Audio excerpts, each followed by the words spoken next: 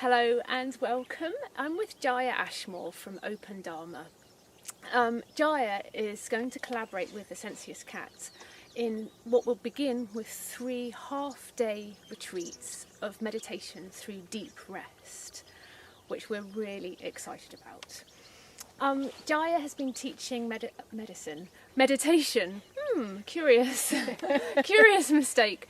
Meditation for over 20 years, if not 30. 24 years, internationally, beginning in India. She's just come back from Israel. She gives retreats all over the world. Why are you excited about bringing deep rest meditation to Rizoma, the distillery of EssènciesCat? Yes, it feels like such a good match in the approach, wanting to do things really with love and with simplicity and purity, like really the way that you approach your work here, really wanting to be in harmony with the plants that you're working with, and yes, approaching that with respect, kind of almost a mutual respect, like being part of nature rather than using something that would be considered outside of oneself, but like being in it and bringing forth the goodness. So that feels very similar to Open Dharma and to what I enjoy doing. Some of the practices from Jinshin Jyutsu, that's Jin, Shin, Jyutsu, human being, heart, spirit, God, art, the art of being, this form and formless being, the playfulness of that. And the intelligence that's in us, you know, that instead of trying to add more foreign, alien, complicated, sophisticated technology or Information. Complication or information level kind of things, it's actually rediscovering what's already in us that helps us by coming more into alignment with home or with what's already here, our deeper essence or deeper knowing that's not up here. And so, as we can see in the culture now, being so dependent on the up here kind of knowing, which is more about information and knowing about stuff that's out there and separate from me, this is more realizing I'm in, and I can feel when I'm more in alignment in my body and my body in the bigger body of the world. And it feels good. And so, like resting feels good. It's recovering that natural ability to discover what's helpful through what actually feels good in that wholesome way.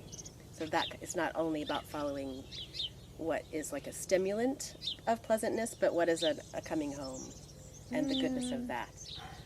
It's about rooting, it's about belonging, and it is about finding oneself somehow in this combination of inside, outside. Yeah. And I guess with the essential oils, we extract something from the inside of a plant. And then through the inhalation, you then have that inside of you. And what we hope to offer you are experiences which we call immersive experiences, where folk can experience the plant. And so Jinshin Jyutsu has 12 flows. Well, If I'm right. Okay, so 12 of the flows. Thank you. Like in the whole family of Asian healing, including Ayurveda and acupuncture, people might be familiar with in acupuncture, like the meridians. Yeah. So like a lung meridian, the organ meridians or organ flows, organ function energies is what they're called in Jinshin Jyutsu. So those are not specifically really about the physical organ, even though they're given the name of an organ. But they take care of a lot of different functions. And so we can put hands and feet on different places in the body. I would say that it, rather than like taking in Jinshin and in meditation, and probably if we get into the essential oil distillation process, we could see it as taking. But it's also like letting it letting, like conditions that let something come forth, bring something out, or let something come out, let something that was diffuse or hard to touch to come into a way that we can be more in touch with it, so that I would say, like, then we can be in touch with something that's not just the oil, right? It's the oil reminds us, it makes us more receptive to, again, to something beyond the oil, something. So through the body, we can practice meditation to be in touch with something beyond the body, or that includes the body but is beyond the body, beyond biology. So that it's not just about having a better biological functioning, but how is that biological functioning in harmony with a quality of living rather than surviving, for example. A quality of spaciousness and intimacy rather than like being in a hurry and feeling behind or believing that nagging sense of not enoughness that most people live with most of the time. Yeah. And you were telling me about these flows of energy related to different organ flows. We were very excited about connecting these flows with different essential oils in this deep meditational state. And the fun doesn't stop here. Guess what? Each flow has a note. A musical note, in case you don't know that Frances is a musician. Yeah. So, for those of you who don't know, I'm a musician. I play the cello. And you sing beautifully. Oh, thank you. It's going to be really interesting experimenting the combination of a musical note with an energetic flow in the body with the jin, shin, jyutsu and the essential oil. Mm-hmm. I think this is what's so exciting about nature and about essential oils, is they're endlessly creative, endlessly generous. Yeah, because it's something alive. Yeah. So it's not just like a quantity that's a chemical that's been created for a single purpose, which even that has more than one effect. But if we're keeping the aliveness and letting it be open-ended exploration rather than a narrow kind of logic. And so that's also, so I've been experimenting with combining Jin Shin Jyutsu and another whole modality called body-mind centering. That's with Bonnie Bainbridge Cohen's collective. She's a genius.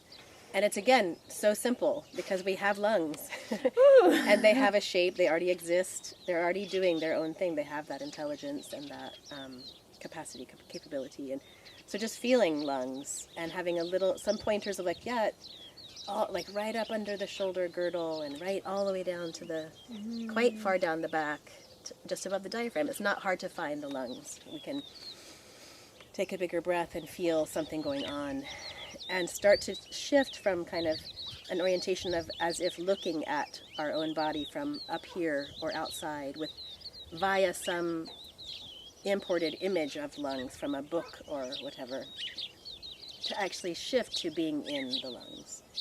And even though the lung function energy is not strictly tied to the lung organs, there is a connection.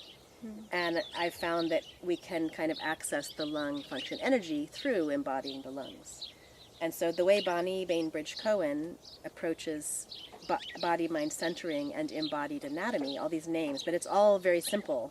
It's like you can hold your thumb, you can feel your lungs, and you could feel your lungs and let your body move, as well as you could feel your lungs and be still. And then it's really getting out of the way and letting not my mentally created awareness, or so-called awareness, attention paying, to give way to a more natural awareness. But the deep rest is not only about stillness and literal rest, and so the complement of movement. And so we'll have a session of walking meditation, and we'll have a session of embodied anatomy, body-mind centering based improvised movement practice. And so that's also getting out of the normal kind of skeleton of a movement class would be the teacher tells you to breathe in and lift your arms, the teacher tells you to breathe out and lower your arms. And we're looking at the outer form and trying to get our outer form to match their outer form. And this is where we're like, wow, we all have lungs. Whoa, that's so weird. That's so cool. Can I feel my lungs? Is that my image in my mind, or is that my sensations? I'm not sure. And doing it together is very empowering. So even if you feel only a little bit of sensation or a little bit of a sense of, I can't tell if this is my imagination or if this is my sensation or a mixture, but being together, there's something that Bonnie calls the mind of the room that shifts. So the atmosphere shifts. And that's sort of the alchemy thing, like where then what's possible is a little different, or a lot different sometimes. So that's another part of the deep resting, not only into stillness, but into getting out of the way, not knowing what movement comes next, not needing to follow an outer authority, noticing even when I'm moving with my eyes closed, there might be an inner sense of inner watcher, and to be able to drop that, or at least notice that's just a mechanism of my own mind. There's no one here watching me. And to have the freedom to kind of move through those walls is, for some people, that ends up being a big part of their practice, their path. It's beautiful. It's beautiful. There are some pieces of music that collaborate or echo Cypress's energy, and there are also the notes from the lung energy flow in the body that I will improvise a little bit, I expect, as well, which is always really beautiful, because with the improvisation you pick up on this the field of the room, that what people are creating together, and I just accompany that, really. So that's always really special.